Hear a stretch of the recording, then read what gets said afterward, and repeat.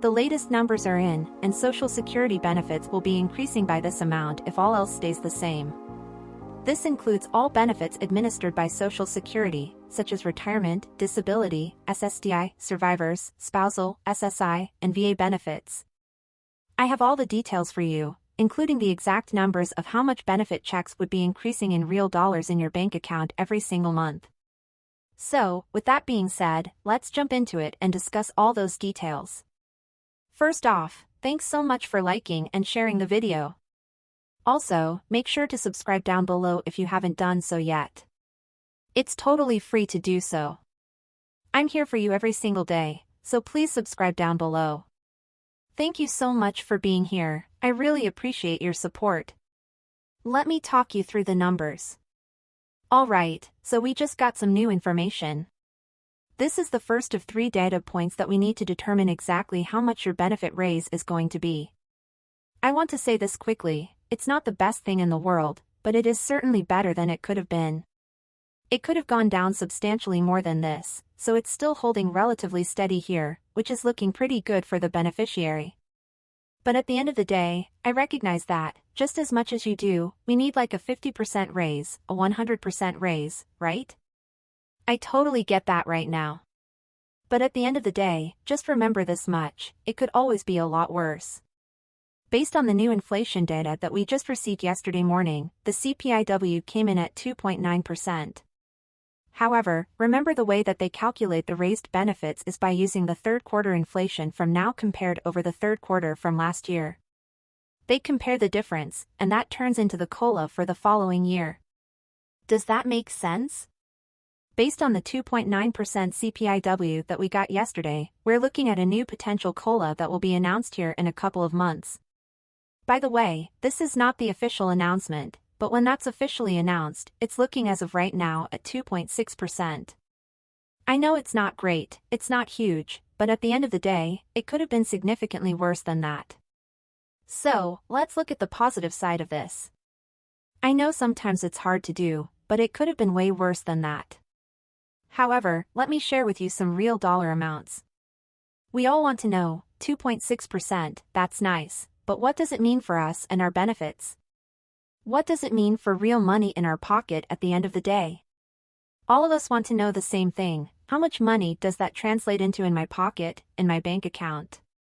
So, that's what I want to share with you. I'm going to run through some numbers here. I've already run the calculations for you and I'm going to give you a bunch of numbers, rounding to the nearest $100. But here's the thing, just take the $100 amount closest to yours, and it'll get you within about $1 or $1.50 or so of where your benefit raise would actually land. Does that make sense? I can always come back and run these more precisely once we get the official announcement, but let me give you these numbers.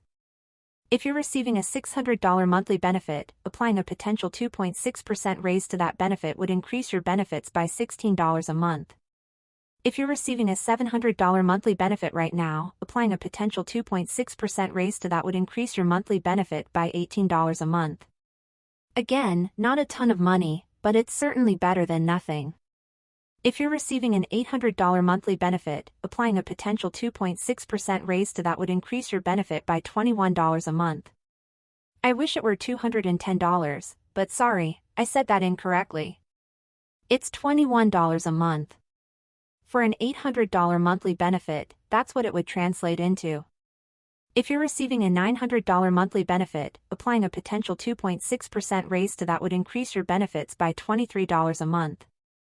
If you're getting a $1,000 monthly benefit, applying a potential 2.6% raise to that would increase your benefits by $26 a month. If you're getting a $1,100 monthly benefit, applying a potential 2.6% raise to your $1,100 monthly benefit would increase your benefit by $28 a month. So, as you can see with these numbers, it's not a ton. Obviously, the bigger the benefit that you have, the more of a raise you're going to get because that's just how it works when calculating percentages and rounding numbers. That's just how it works, the bigger the number, the bigger the outcome. Obviously, the bigger the benefit you have, the more of a raise you're going to get. That's just how it works when you're calculating percentages and rounding numbers. The bigger the number, the bigger the outcome or sum. Does that make sense? It's not a ton, I completely recognize this.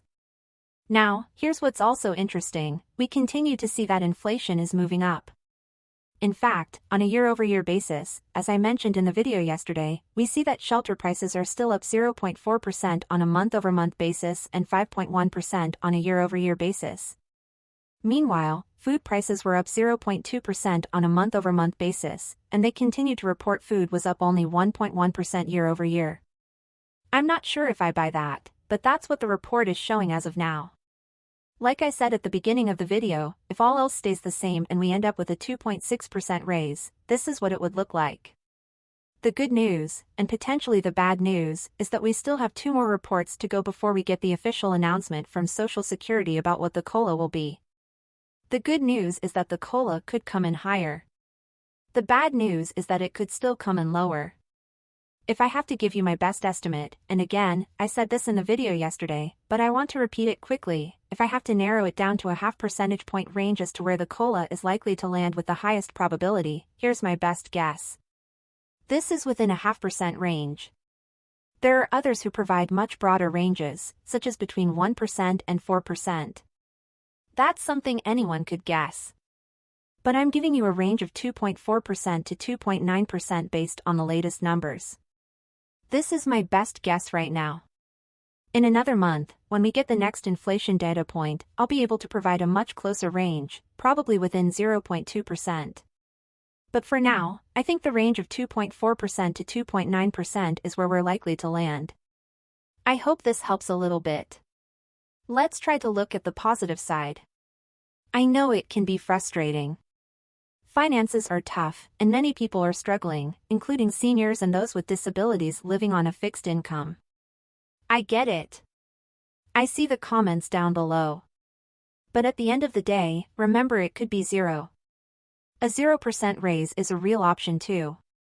If you had to choose, wouldn't you rather have the 2.4%, 2.6%, or 2.9% rather than a potential 0%? I highly doubt it will be 0. Inflation would have to be very negative for the next couple of months to result in a 0 increase, and that's just not likely to happen. I hope this helps you. Please subscribe down below if you haven't already, share the video with your friends on social media using the share button below, and like the video if you're right there. Thank you, I really appreciate it. Otherwise, check out the other videos on the channel. You can find the ones I've hand-selected for you down below in the description or at the top of the comment section. Also, check out the videos popping up on your screen right now. I'll catch you in the next one.